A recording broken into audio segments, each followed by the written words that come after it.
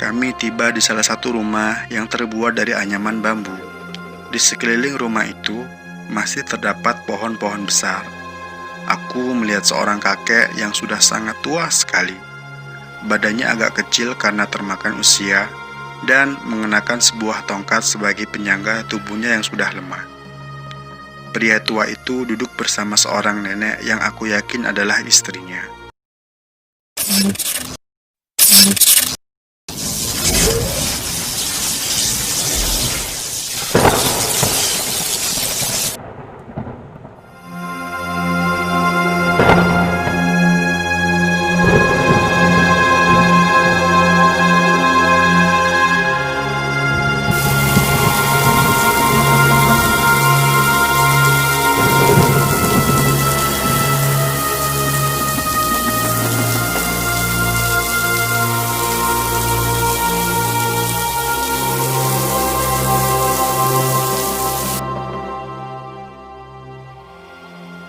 Assalamualaikum warahmatullahi wabarakatuh.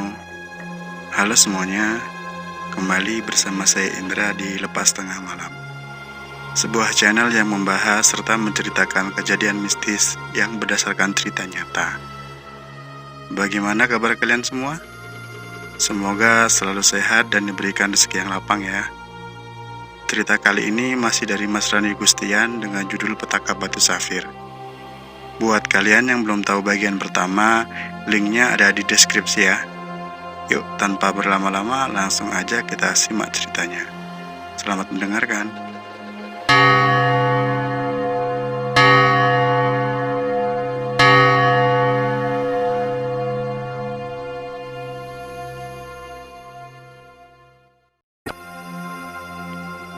Nenek itu bangun dan masuk ke dalam rumah. Aku terus memandangi sekeliling rumah ini. Sebuah rumah yang berada di antara pohon-pohon besar. Posisi rumah ini berada di atas tanah yang agak tinggi. Di sebelah kanan rumah terdapat sebuah kolam yang airnya agak keruh. Tidak berapa lama si nenek keluar dan membawa beberapa gelas berisi minuman. "Diminum dulu," kata Mbah Banu. Kami langsung mengambil sebuah gelas dan meminumnya. Walaupun saat itu aku tidak begitu haus, namun untuk menjaga perasaan si Mbah, aku pun meminumnya. "Siapa namamu tadi?" tanya Mbah Banu sambil menunjuk ke arahku. "Saya Bayu, Mbah," kataku sambil menundukkan kepala. "Sudah tahu semua resikonya?" kata Mbah Banu kembali. "Sudah, Mbah, saya siap dengan segala resikonya," kataku yang sebenarnya masih teringat wajah anakku. "Nanti malam kita akan mulai, dan kamu juga harus ikut untuk melepas perjanjianmu," kata Mbah yang sekarang ucapannya mengarah ke Eko. "Dalem, Mbah," kata Eko yang menggunakan logat Jawa halusnya. Waktu berjalan begitu lambat, kami berbincang-bincang dengan Mbah Banu. Di tengah perbincangan, Mbah Banu lalu pergi. Beliau pergi untuk menyiapkan beberapa syarat yang harus ada ketika ritual nanti. Sebelum pergi, Mbah Banu sempat berpesan agar jangan sekali-kali masuk ke dalam hutan, apapun yang terjadi. Lalu Mbah Banu pergi bersama si nenek. Tinggallah aku dan Eko di rumah ini. Eko lalu membaringkan tubuhnya di atas balai bambu yang ada di samping kolam. Dan setelah beberapa lama, akhirnya ia tertidur. Sementara aku masih asik menikmati keindahan batu cincin yang baru saja aku terima dari Eko kemarin. Ketika sedang memutar-mutar cincin, aku melihat dengan jelas seorang anak kecil di seberang kolam. Ia memberikan senyum dan menunjuk ke arah hutan. Anak kecil yang aku lihat ini seperti anak normal pada umumnya. Tidak ada keanehan dalam benakku saat itu. Dia lalu berjalan dan menoleh ke arahku sambil kembali menunjuk ke arah hutan. Tanpa sadar, kakiku berjalan mengikuti langkah kaki anak kecil tersebut.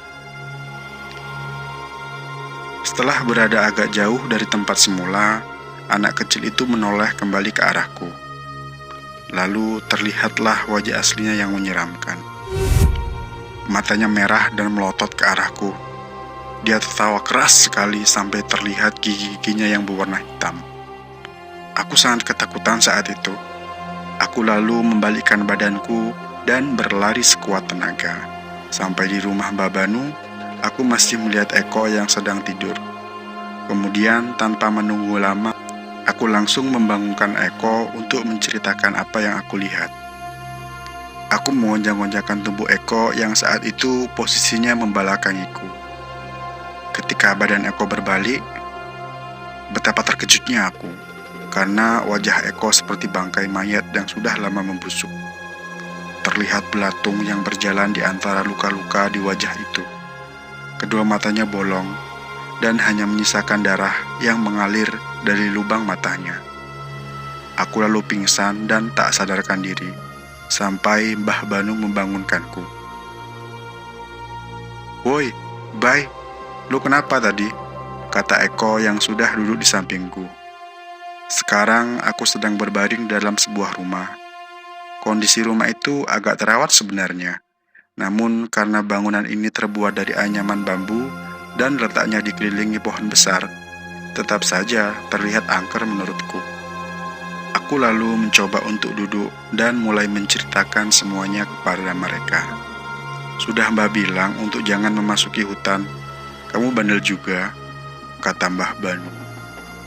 Aku tidak menjawab dan terus memegang kepalaku yang masih agak pusing. Mbah Banu lalu membawa sebuah tampah yang di atasnya sudah ada bunga-bunga segar dan seekor ayam hitam yang sudah dalam kondisi mati. Si nenek berjalan mengikuti langkah Mbah Banu sambil membawa gerabah yang sudah mengeluarkan asap berbau kemenyan. "Sebentar lagi kita akan mulai memanggil dia," kata Mbah Banu. Seketika aku sadar bahwa hari sudah malam. "Sudah berapa lama aku pingsan?" kataku dalam hati. Aku lalu melihat sekeliling. Terlihat dari balik jendela, langit sudah gelap, dan di dalam rumah sudah ada beberapa lentera yang menggantung di beberapa bagian dinding rumah. "Yang itu tolong dimatikan ya, Nek," kata Mbah Banu sambil menunjuk sebuah lentera yang menggantung tepat di belakang Eko. Ketika lentera dimatikan, pencahayaan mulai berkurang, walaupun tersisa satu buah lentera yang masih menyala di dapur. Kami berempat lalu duduk di setiap sudut ruangan yang aku perkirakan ukurannya 3 kali 3 meteran, mengelilingi tampah yang berada di tengah-tengah ruangan. Terdengar sayup-sayup suara Mbah Banu membacakan sebuah mantra yang aku yakin itu adalah logat Jawa. Mbah lalu menghentikan mantranya dan berpesan agar jangan ada yang memejamkan mata dan lari ataupun teriak saat apapun hadir di tengah-tengah kami. Lalu Mbah memintaku untuk tetap memakai cincin itu walau rasanya akan panas nantinya. Mbah lalu kembali membaca mantra-mantra. Setelah agak lama aku merasa seperti ada angin yang datang entah dari mana. Dan terdengar suara lemparan batu dari atap rumah Mbah. Aku terus berkonsentrasi dan menyiapkan diriku untuk sesuatu yang akan muncul nantinya. Perlahan asap putih muncul di tengah-tengah tampah, lalu kemudian membentuk suatu sosok pocong yang tingginya sekitar 2 meteran. Kafan yang agak kotor dan sudah tidak berwarna putih itu sangat jelas terlihat olehku. Awalnya aku sangat takut sekali, terlebih wajah makhluk itu seperti wajah Eko yang aku lihat sebelum pingsan tadi, busuk dan mengeluarkan darah. Sesekali aku menundukkan kepala karena rasa takut yang masih tersisa di diriku. Walaupun aku tahu tidak akan terjadi apa-apa juga kepada kami. Setelah agak lama, sosok pocong itu menghilang dan kembali menjadi kepulan asap tebal. Aku kembali mengangkat kepalaku yang dari tadi agak menunduk, dan masih terdengar sayup-sayup suara Mbah Banu membaca mantra. Tidak berapa lama, kembali aku merasakan angin yang datang, tapi kali ini udaranya agak hangat. Kemudian muncullah satu sosok hitam berbadan besar. Makhluk ini memiliki rambut yang panjang dan kuku-kuku yang panjang. Dia mendekatkan wajahnya ke wajahku. Bukan main takutnya aku saat itu. Aku kembali terus mengingat tujuanku datang ke sini. Aku mau cepat kaya. Aku mau cepat kaya. Hembusan nafasnya seakan mengeluarkan bau busuk yang hampir membuatku muntah. Lalu tiba-tiba cincin di jariku terasa panas sekali. Seakan-akan membuat jariku terbakar. Aku berusaha memberanikan diri untuk tidak memejamkan mata. Aku melihat ke arah cincin yang aku kenakan ini. Cincin ini mengeluarkan asap putih kehitaman. Lalu, perlahan, makhluk itu menghilang dan suasana kembali normal. Mbah Banu menghentikan mantranya, dan terlihat samar-samar nenek bangun dari duduknya dan kembali menyalakan lentera yang tadi padam. Aku berusaha tetap tenang, sambil sesekali menggerak-gerakkan kakiku yang terasa agak kram dan kesemutan. Aku lalu menoleh ke arah Eko. Terlihat dia memegangi jari manis tangan kanannya. Raut wajahnya berkeringat dan nampak sekali kalau dia sedang menahan rasa sakit yang luar biasa.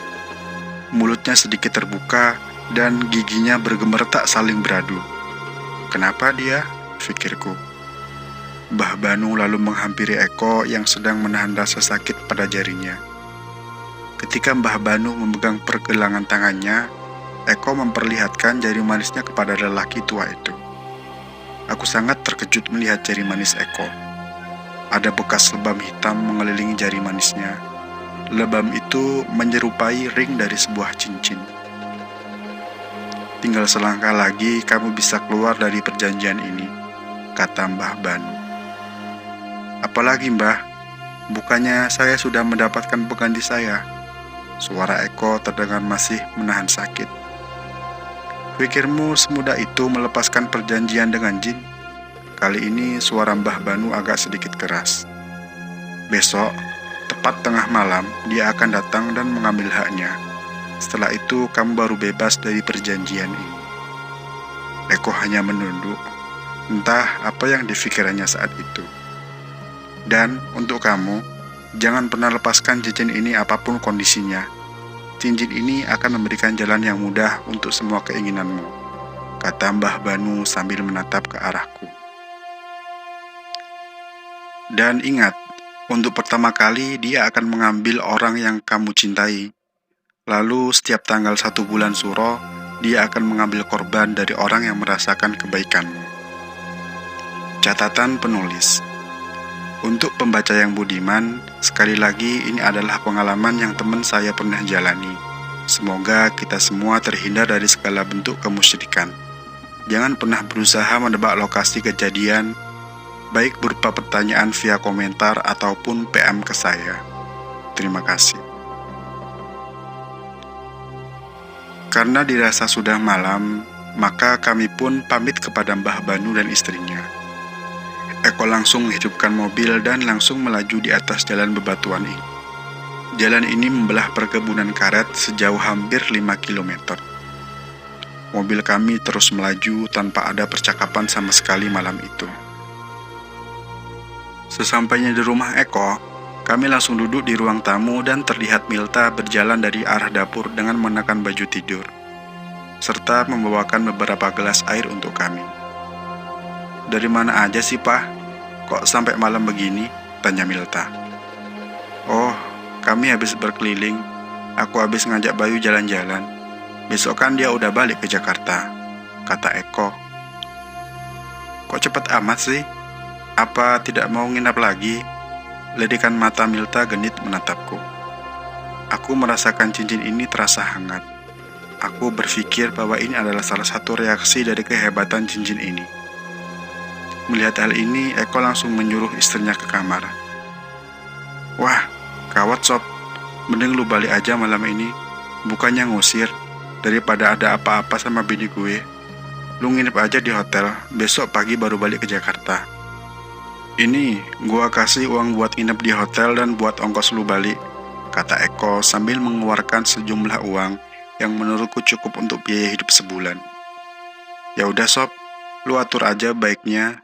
Gua beres-beres barang dulu ya, kataku sambil berjalan ke kamar atas untuk mengambil semua perlengkapanku.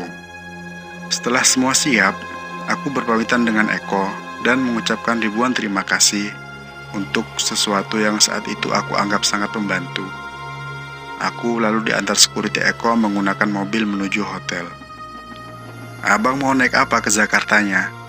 "Biasa, logat Batak." "Pesawat mungkin bang," kataku yang berpikir uang dari Eko sudah lebih dari cukup untuk ongkos pulang dan biaya hidup sebulan. "Ah, kalau gitu biar aku carikan hotel yang dekat dengan arah bandaranya. Nanti si abang ini tinggal naik Betor aja dari hotel itu," kata security itu. "Betor? Apa itu bang?" tanyaku. "Becak motor bang." "Ah, macam itulah," jawabnya. Dia menunjuk sebuah kendaraan motor dan di samping bagian belakangnya terdapat tempat tambahan yang dibuat sedemikian rupa agar penumpang bisa duduk di situ. "Oh, unik juga ya bang. Makasih ya infonya. Oh iya bang, bisa cari agen pesawat yang buka 24 jam nggak?" tanyaku. "Oke siap bang, ada nanti di kota," jawabnya. Ketika asik berbincang, mobil kami ternyata sudah berhenti di salah satu agen tiket pesawat. Aku lalu memesan tiket pesawat pagi dan membayar semua uang kepada seorang agen di sana. "Jam 7.50 ya mas, ini tiketnya," kata pria itu. Setelah selesai, kami melanjutkan perjalanan ke sebuah hotel yang berada di pinggir jalan, tidak jauh dari tempatku memesan tiket tadi. Agak ramai tempatnya, dan terdapat sebuah minimarket kecil di samping hotel tersebut. Aku lalu mengucapkan terima kasih kepada security yang baru saja mengantarkanku, dan tidak lupa memberikan uang rokok untuknya. "Ah, apa ini bang? Tak usah lah," katanya sambil mengambil uang dari tanganku. "Tidak apa bang, anggap aja ucapan terima kasih saya." Setelah security itu pergi, aku lalu masuk ke dalam hotel dan langsung memesan kamar kepada resepsionis. "Semuanya 300.000, bisa pinjam KTP-nya sebentar?" kata resepsionis cantik itu sambil tersenyum kepadaku. Aku lalu memberikan sejumlah uang dan KTP kepada wanita itu, dan wanita itu langsung mencatatkan namaku di dalam buku besar miliknya. Setelah proses pemesanan kamar selesai, wanita itu berdiri sambil membawa sebuah kunci kamar hotel. "Mari saya antar," kata wanita itu kembali menebar senyuman ke arahku. "Loh, romboynya nggak ada mbak?" tanyaku. Agak sibuk kayaknya," jawabnya cuek sambil terus berjalan menaiki tangga. Aku terus mengikutinya dari belakang. Terlihat mantat wanita itu meleak-leok nakal di depanku. Astaga, aku berusaha untuk fokus pada setiap langkahku untuk menaiki tangga ini. Lantai 3 dan kamarku ada paling ujung di antara beberapa kamar di lantai ini. Wanita itu masuk dan menyalakan lampu serta penyejuk ruangan. "Kalau butuh apa-apa, masnya bisa telepon ke bawah ya. Nomornya ada di atas meja dekat telepon," kata wanita itu yang kembali memberikan senyuman ke arahku. Setelah wanita itu pergi, aku langsung menutup pintu dan mengganti pakaian. Teringat kembali wajah istri dan anakku. "Aku akan membawakan kebahagiaan untuk keluarga kita sayang. Tunggu aja." Aku pun terlelap dan aku bermimpi sangat aneh malam itu. Aku melihat sebuah kolam yang airnya berwarna merah. Di dalam kolam itu terlihat beberapa ikan berwarna kuning keemasan yang meloncat-loncat seperti ingin keluar dari dalam kolam. Aku lalu menangkap seekor ikan dan seketika ikan itu berubah menjadi busuk dan tinggal tulang belulang. Lalu aku menangis, seolah habis kehilangan sesuatu yang sangat berharga. Keesokan harinya, setelah minum kopi yang kupesan di resto hotel ini, aku bersiap untuk ke bandara. Saat itu, waktu menunjukkan pukul 6 pagi, dan sudah ada beberapa betor yang mangkal di seberang hotel ini. Aku pun lalu memakai jasa salah satu betor di sana, dan kami pun berangkat ke bandara. "Tunggu saja sayang, sebentar lagi aku akan sampai ke rumah, dan kita akan hidup bahagia." Singkat cerita, sampailah pesawatku di Jakarta. Setelah mengambil tas ranselku pada pengambilan bagasi penumpang, aku pun keluar dan langsung memesan taksi. Entah kenapa hatiku sangat bahagia sekali. Setelah melewati pengalaman-pengalaman aneh selama berada di Sumatera, Kini aku seperti akan memulai kehidupan baru yang aku yakin akan jauh lebih bahagia. Di tengah perjalanan, aku menyempatkan mampir di toko mainan, membeli mainan yang agak bagus untuk anak kesayanganku di rumah. Waktu masih menunjukkan pukul 11.30, jadi aku rasa masih ada waktu untuk mampir sebentar membeli oleh-oleh untuknya. Mobil kami melanjutkan perjalanan kembali, dan beberapa lama tibalah aku di depan gang rumahku. Setelah membayar taksi, aku melangkah penuh kebahagiaan, membayangkan anak dan istriku yang melihat aku pulang membawa uang dan mainan untuk anakku. Namun, di depan gang terdapat bendera kuning. Aku sempat berpikir, siapa yang meninggal? Aku teringat oleh perkataan Mbah Banu, bahwa orang yang kita sayang akan diambil terlebih dahulu oleh jin penunggu cincin ini. Astaga! Aku langsung berlari ke rumahku dan nampak rumahku sudah dipenuhi beberapa warga. Firasatku sudah tidak enak. Aku langsung menuju ke dalam rumah dan nampak sosok anak kecil sudah terbujur kaku dan tengah dikafani. Rama! Air mataku seketika jatuh tak tertahankan. Ya, dia adalah Rama, anak kesayanganku yang telah meninggalkanku untuk selama-lamanya. Sedih, hancur, menyesal, marah, entah apa lagi yang aku rasakan saat itu. Aku hanya bisa pasrah sambil terus menangis dan memeluk tubuh anakku tercinta.